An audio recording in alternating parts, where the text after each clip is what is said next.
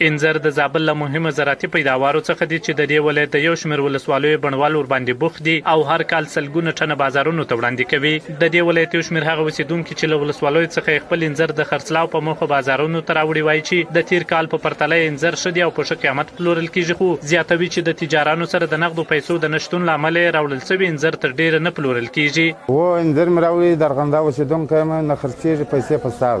تجاران وایي چې بینکونه بند دي، صرافیان بند دي. موږ ډېر راضي یو ځکه پخوا له موږ څخه عسکرو پیسې اخیستې او هغه پیسې اوس نه راڅخه، نو موږ ازادي لرو د لارو په لحاظ باندې.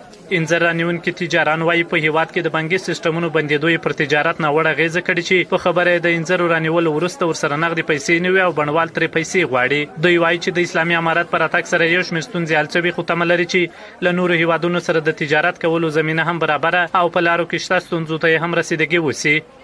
اوس فعلا موږ ته دا ستونزې ډېرې دي چې موږ د دا ځای سامان وربار کو. هلته د پاکستان مسله یې د 60 ورځې یوه میاشت وخت واخلي دا زموږ مالونه. انځر مو رانیول دي، پیسې مو بندې دي، صحیح ده، خو هغه بانکونه خلاصېږي نه او خلک د موږ سره روپۍ غواړي او موږ د غونډ توان وس نه لرو. مشکل مو د پیسو ده، بانکونه باندې پیسې نشته، خلک رازغلي او رازغلي پوره وړي، زموږ د هغه مشکل.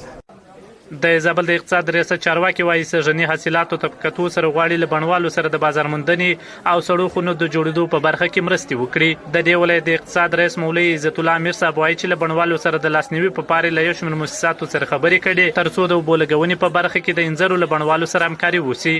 په ولایت کې د انځرو حاصلات سږکال څه شوي دي او قیمت یې انشاءالله ساورو یې قیمت یې لوړ شوی ده، خو د دغه انځرو د ساتنو لپاره موږ دا غواړو چې موږ سره دغه همکاري د خلکو سره وشي چې دغه حاصلاتو خوندي ګودامونه ورته جوړ شي او د حاصلات خوندي شي.